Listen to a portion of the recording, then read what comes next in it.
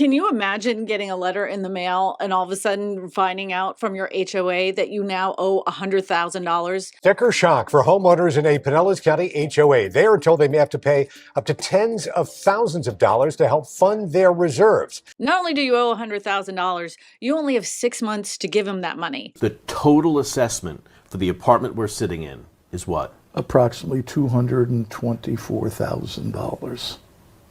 When you say that number, can you believe it? No. This is happening to tons of people across the United States that live in HOAs. And it's not people just living in condo associations. They're happening in traditional homeowners associations as well. It's very difficult when your dues go up 20%, 40%, 60% in 3 years, and everything still looks the same, and the roofs still need to be fixed, and the sidewalks still need to be done, and the landscaping's just not right. But if you're looking for a brand new house in 2024, I can tell you this right now. Most likely, if it's brand new, it's going to be in an HOA. So today we're going to be talking about ways that you can either disband your HOA, reorganize your HOA, and I'm going to be sharing some horror stories from HOAs. Because if you don't live in one, I do want you to understand what can happen. So first, I think we need to talk about what an assessment is. In order for an HOA to continue functioning like a little monopoly, a little government like it always has been, it always should have an accounting of reserves of things that could possibly happen.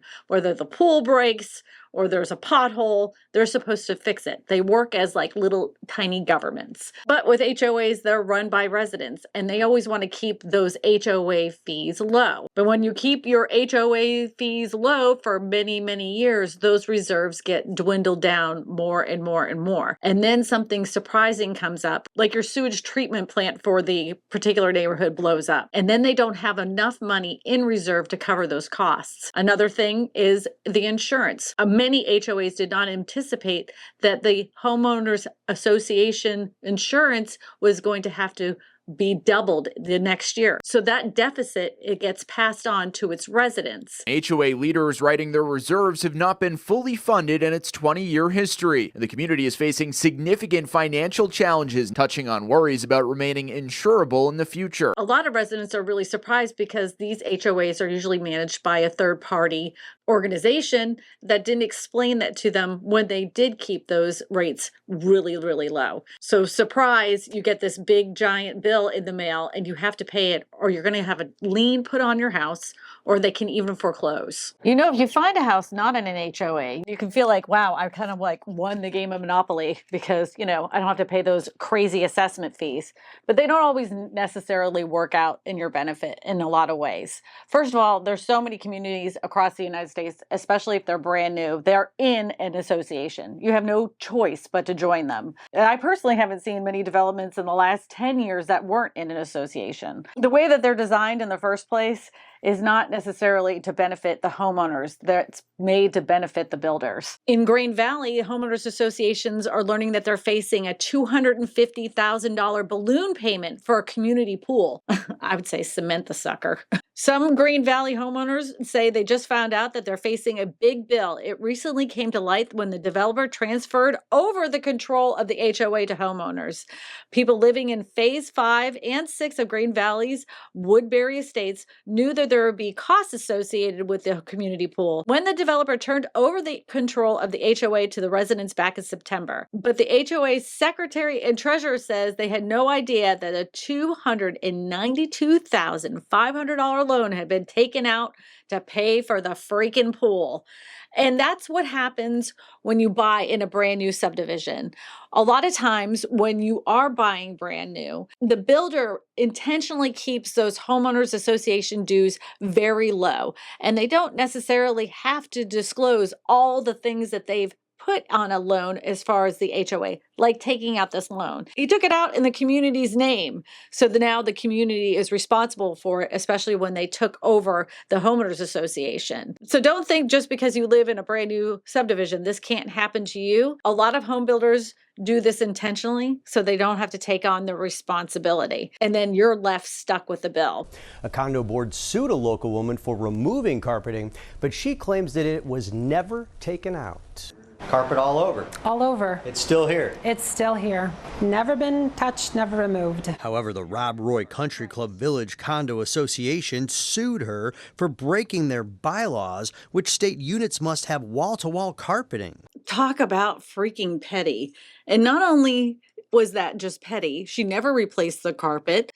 On top of that, they started fining her. The fine started building up over time because it started going through lawsuits after lawsuits and through the court system. And now, several years later, the HOA says that she owes them over $500,000 for something she didn't even do.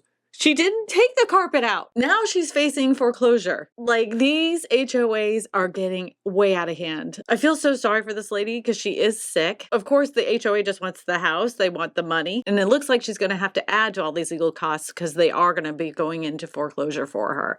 Unbelievable. People that lose their home, either they have to sell or they can't make these payments. They'll have a lien put on their house, foreclosures. And homeowners like Tammy Rotifer are wondering why this is all coming at once. Speaking of foreclosure, some state representatives are actually fighting for us for HOA reform. Believe it or not, in Colorado, State Representative Nikita Ricks has been fighting to restrict HOA foreclosures and to change current laws allowing homes to be sold for a fraction of their value. And that's true because I've even seen it where the HOA had foreclosed on the house and they ended up buying back the house for like $100. No joke, that is a real thing. She said that with this law enact means that Colorado is basically sanctioning equity theft and something that we need to change for Colorado. I concur.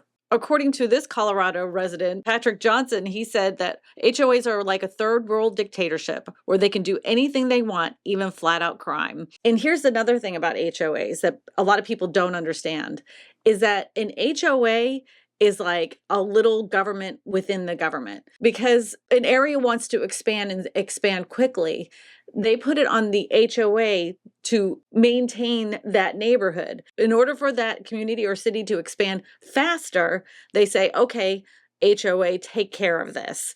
And then we have a problem 20 years down the road, whether it's assessments, whether it's frivolous lawsuits, whether it's infighting within the neighbors, within each other, some of the rules within HOAs. It sucks. I get it. I totally get it. Oh, and another thing, a lot of times with your HOA, if they're run by a third-party management company, they're not in the best interest for you as the community there, because what they're trying to make money from, it isn't just necessarily the dues. What they're really trying to make money from is the fines. So that's why you have those HOA third-party management companies coming through your neighborhood, driving around, measuring your grass. They do crazy stuff. Now, a lot of times when it comes to HOAs, it really isn't the residents' fault that they lost their reserves. Sometimes you have overzealous people running the thing. They got a little bit of power and they start throwing that power around, and then they end up in lawsuits. And then those lawsuits end up taking money out of the reserves. Not necessarily what they're supposed to do, but that's what happens. The Miami-Dade State Attorney says the theft, the kickbacks, and the shell companies set up to not only launder money, but also funnel it at least $1 million HOA dollars from the hammocks, allegedly at the hands of its board members. As you know, some HOAs are not on the up and up, and they have been taking money, much like this story right here. Prosecutors of an HOA board stole millions from its residents. Several current and former board members of one of Florida's largest homeowners associations have been charged with stealing more than $2 million of its residents' money. Galagio had been the Hammocks Community Association's president until she was arrested in 2021 for theft charges. The arrest was part of a long-running probe that also led to new charges. The HOA seized over 40 communities in over 6,500 units. A significant part of the investigation centered around board members writing checks, in some cases for hundreds of thousands of dollars, to vendors for services that weren't actually provided. The vendors then would return the laundered money after keeping a portion of it for themselves. And if you're in this situation and you're wanting to get some more information on your homeowners association, like where the funds are going to, you should always be able to have access to their financials. Like with my current association, we get a rundown exactly of where money is going to, how much is being spent and allocated to every area. Here's the thing. You're probably wondering, with all these associations getting out of hand, is there a way that you can actually dissolve your association? The answer is yes, but it's going to be a little bit more difficult than you probably anticipated. But that shouldn't stop you from trying to dissolve it. First, you're going to have to get your whole entire community involved in something like this. You can't just decide, just a few neighbors and say, okay, we're going to dissolve this homeowners association. You're also going to have to hire an attorney. And I know many of you don't like attorneys, but in situations like this, it's going to be your best bet to hire an attorney. The next thing you're going to want to do is to get all the documents that pertain to your homeowners association, any copy of the minutes, any copies of any bylaws that have been changed over the years. If you don't have a current copy, you could probably reach out to a title attorney's office that could pull up those restrictions. In many states, those are filed at the courthouse. You can also go to the courthouse to see if those restrictions have been filed. This is going to be really important to help build your case to dissolve your homeowners association. Next thing you're going to want to do is go out and campaign. Nobody likes doing this, but if it involves everybody in the community and no one is really happy, you're going to have to kind of do a little campaigning to dissolve the homeowners association. Some people in the neighborhood may have no idea what is actually going on, and they may not want to dissolve the homeowners association itself.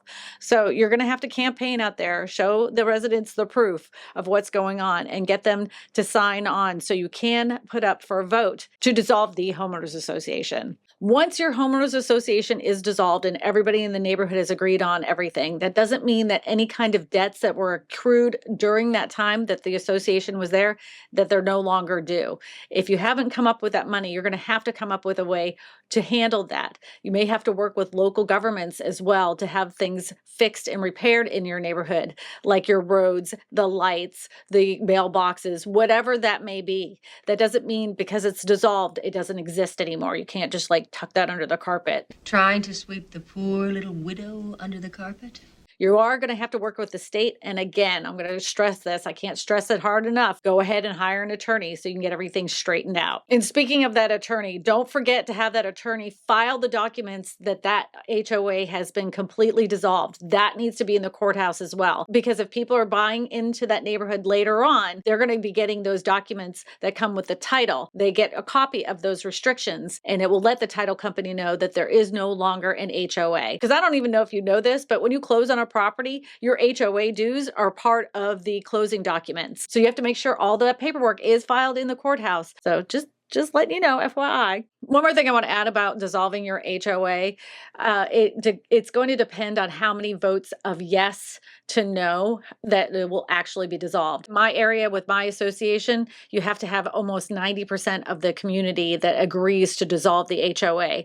And in your covenants itself, it may have some kind of restrictions in there. So you may want to read those ahead of time and start campaigning in your neighborhood ahead of time before you start hiring that attorney to dissolve your HOA. I almost had to be fined tens of thousands of dollars for putting up Christmas decorations early and fighting that war with that battle and winning.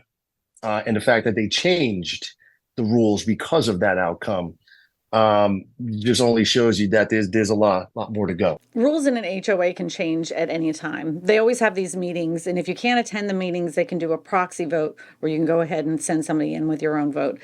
Many of them work this way. But this particular HOA is asking for a new vote, and other residents are telling them no. But I want to read these with you. Board can remove and take your animals within 3-day notice. That was the first one. If anybody told me I had to take away my pets, I have 9 cats and 3 dogs, and they are inside all the time.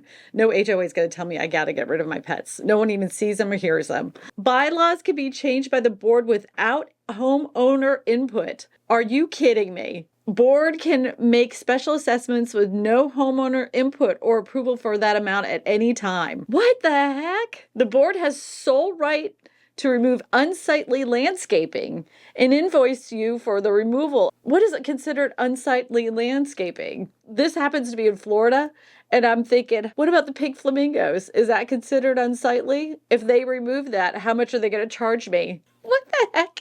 You know, not all HOAs are bad. I mean, I complain about mine, but it really isn't that bad.